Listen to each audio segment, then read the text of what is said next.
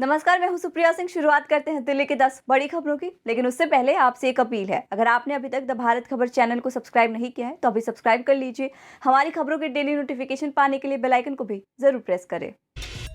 राजधानी दिल्ली में कोविड-19 के मामले लगातार अब धीरे धीरे कम हो रहे हैं। इसके साथ ही मौतों का आंकड़ा भी कम हो रहा है। बीते 24 घंटे में दिल्ली में 586 नए मामले सामने आए हैं। वहीं पॉजिटिविटी रेट 1.37% दर्ज की गई है।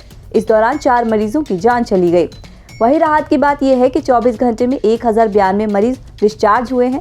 सक्रिय मरीजों की संख्या अब 3416 हो गई है। वहीं 2361 मरीज फिलहाल होम आइसोलेशन में हैं। देश की राजधानी दिल्ली में अब नर्सरी से लेकर 12वीं कक्षा तक के स्कूल शुरू हो गए हैं। कोरोना के मामले में तेजी से कमी आने के बाद दिल्ली में 1 साल और 11 महीने के बाद दिल्ली में पहली बार 12वीं तक के स्कूलों का संचालन करना संभव हुआ है। इस बीच दिल्ली में बाकी प्रतिबंधों को भी हटाने की मांग उठने लगी है। दिल्ली के रेस्टोरेंट संचालकों ने मांग की है कि नाइट कर्फ्यू पूरी तरह से हटाया जाए। इसके साथ ही 50% ग्राहकों की पाबंदी भी खत्म की जाए। रात 11 बजे तक ही रेस्टोरेंट 50% ग्राहकों के साथ खोले जा रहे हैं। रेस्टोरेंट संचालकों के मुताबिक इससे बमुश्किल 50% ही कारोबार हो पा रहा है। उनका कहना है कि अगर जल्दी नाइट कर्फ्यू ना खत्म किया गया तो इसके खिलाफ एलजी, अनिल बैजल और दिल्ली सरकार को पत्र लिखा जाएगा। वहीं व्यापारिक संगठन पिछले कुछ दिनों से नाइट कर्फ्यू हटाने की मांग जोर शोर से कर रहे हैं।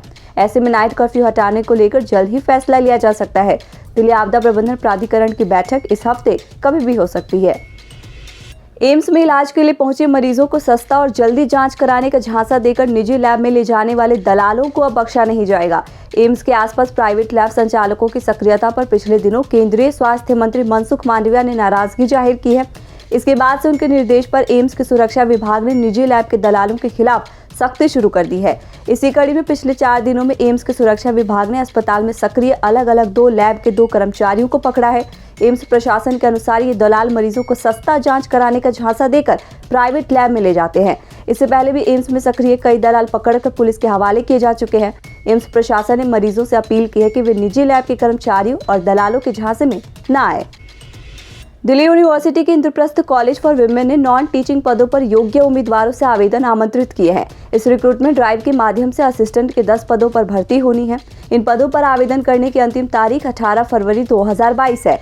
अगर आप भी डीओ के इन पदों पर आवेदन करने के इच्छुक हो तो इंद्रप्रस्थ कॉलेज फॉर विमेन की आधिकारिक वेबसाइट पर जाकर अप्लाई कर सकते हैं। ऐसा करने के लिए कॉलेज की ऑफिशियल वेबसाइट है ipcdu.collegepost.in। Indraprastha college for women में असिस्टेंट के कुल 10 पदों पर भर्ती होनी है, जिनका डिटेल इस प्रकार है।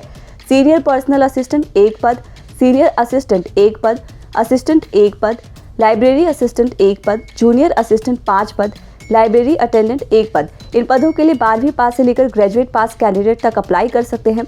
इन पदों के लिए अप्लाई करने के लिए सामान्य श्रेणी के कैंडिडेट्स को 500 रुपये शुल्क देना होगा। SC/ST कैटेगरी को 300 रुपये शुल्क देना होगा और PH व महिला कैंडिडेट्स को कोई शुल्क नहीं देना है। अप्रैल में संभावित राजधानी के तीनों नगर निगम के चुनाव टलने को लेकर चर्चाओं का बाजार एक बार फिर गर्म है। चर्चा है कि तीनों नगर निगम को एक करने पर केंद्रीय गृह मंत्रालय कोई फैसला आने वाले दिनों में ले सकता है, जिसको लेकर अगले कुछ दिनों में उच्च स्तरीय बैठकें भी होनी है। अगर तीनों नगर निगम एक होते हैं तो चुनाव 4 से 6 महीने तक के लिए टल सकते हैं, क्योंकि तीनों निगमों के लिए रोटेशन की प्रक्रिया को फिर से अपनाना होगा। इस संबंध में निगमों के शीर्ष नेताओं से तीनों निगम को एक करने को लेकर राय भी उच्च स्तर पर ली गई है, जिसमें नेताओं ने भी एक करने के पक्ष में सुझाव दिए थे। दरअसल साल 2011 में दिल्ली नगर निगम को 3 हिस्सों के रूप में विभाजित करने का फैसला किया गया था। उस समय तर्क दिया गया था कि इससे लोगों को उनके घर के पास ही निगम की सेवाएं मिलेंगी, साथ ही सेवाओं में सुधार भी होगा। 3 निगम होने के बाद सेवाओं में सुधार तो खास नहीं हुआ, बल्कि समस्याओं का अंबार खड़ा होने लग गया। खराब आर्थिक स्थिति की वजह से उत्तरी और पूर्वी निगम में कर्मियों को 3 से 5 महीने देरी से वेतन मिलना आम बात हो गई है और हड़ताल पर जाना कर्मचारियों की मजबूरी। ऐसे में चर्चा है कि तीनों निगमों को एक करके इसे सीधे केंद्रीय गृह मंत्रालय के अधीन कर दिया जाएगा। मथुरा रोड पर बन रहे आश्रम अंडरपास के निर्माण के कारण फैली अव्यवस्था आश्रम चौराहे और अंडरपास के आसपास के इलाकों में लोगों के लिए परेशानी का सबब बन रही है। यहाँ से वाहनों से और पैदल गुजरना मुश्किल हो रहा है। टूटी सड़कें, जगह जगह लगे मिट्टी के ढेर, सड़क के किनारे पड़ी पाइप और बिखरी निर्माण सामग्री के कारण यहाँ से आने जाने वाले लोगों को जाम के साथ ही धूल और गंदगी का भी सामना करना पड़ रहा है। लेकिन PWD के अधिकारियों और अंडरपास का निर्माण करवा रही कंस्ट्रक्शन कंपनी को जैसे लोगों की समस्या की कोई फिक्र ही नहीं है। बदरपुर से निजामुद्दीन जाने वाले मार्ग को पाइप डालने के लिए खोदा गया, लेकिन इसे अभी तक नहीं बनाया गया है। इस कारण यहाँ खूब धूल उड़ रही है। स्थानीय लोगों ने पीडब्ल्यूडी अफसरों से कई बार इसकी शिकायत भी की, लेकिन समस्या का समाधान नहीं हो सका है। इससे दिल्ली, नोएडा और फरीदाबाद आने जाने वाले हजारों लोगों को रोजाना इस समस्या का सामना करना पड़ रहा है।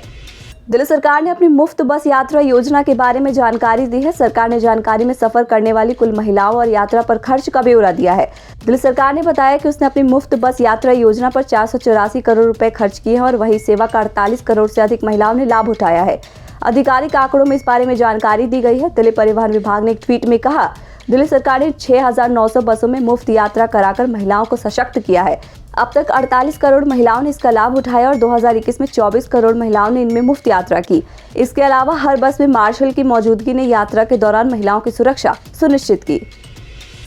डीएमआरसी जल्द ही दिल्ली वालों को मेट्रो के जरिए एक अलग तरह का एक्सपीरियंस देने जा रही है। डीएमआरसी फेज 4 के तहत झील किनारे स्टेशन बनाएगी, जहां से लोग ठंडी हवाओं, खूबसूरत नज़ारों का मजा ले सकेंगे। इतना ही नहीं, अगर मुमकिन रहा तो बोटिंग का मजा भी लिया जा सकेगा। ये स्टेशन एलिवेटेड होगा, जहां से लेक का पूरा नज़ारा देखा जा सकेगा। इस स्टेशन का काम जोरों पर चल रहा है। भलसवा नाम का ये स्टेशन भलसवा झील के किनारे बनाया जाएगा। जनकपुरी वेस्ट से आरके आश्रम मार्ग तक बनाए जा रहे कॉरिडोर पर यह स्टेशन होगा और यहीं से मेट्रो टर्न लेकर मजलिस पार्क और आज़ादपुर की ओर चली जाएगी।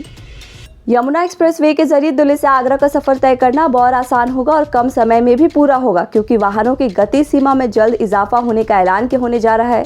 यमुना एक्सप्रेसवे औद्योगिक विकास प्राधिकरण की ओर से वाहनों की गति सीमा में इजाफा होने का ऐलान कर दिया जाएगा।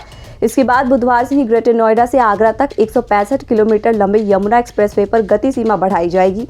नए आदेश के बाद यमुना एक्सप्रेसवे पर हल्के वाहनों के लिए अधिकतम स्पीड लिमिट पहले की तरह 75 किलोमीटर प्रति घंटा से बढ़ाकर 100 किलोमीटर प्रति घंटा हो जाएगी। इसी तरह भारी वाहनों की स्पीड लिमिट 55 किलोमीटर प्रति घंटा से 60 किलोमीटर प्रति घंटा हो जाएगी। दिल्ली पुलिस ने 32 साल के एक शख्स को गिरफ्तार किया है। वो राजधानी के उत्तम नगर इलाके में तवे से एटीएम तोड़ने की कोशिश कर रहा था। आरोपी की पहचान अशद अली के तौर पर हुई है। Deputy police commissioner Shankar Chaudhary ने ये जानकारी दी। चौधरी ने बताया कि घटना उत्तम नगर में लगे बैंक ऑफ इंडिया के एटीएम की है। इसके बारे में पुलिस को सूचना मिली थी। बताया गया कि कोई शख्स एटीएम तोड़ने की कोशिश कर रहा है। इसके बाद तुरंत मौके पर पुलिस की टीम भेजी गई। करीब 450 से 475 कैमरा और फुटेज की जाँच की गई, जिसके बाद आरोपी पकड़ा गया। आप देख रहे थे दिल्ली की 10 बड़ी खबरें। हमारी बाकी खबरों की अपडेट्स पाने के लिए चैनल को सब्सक्राइब कर लीजिए। नमस्कार।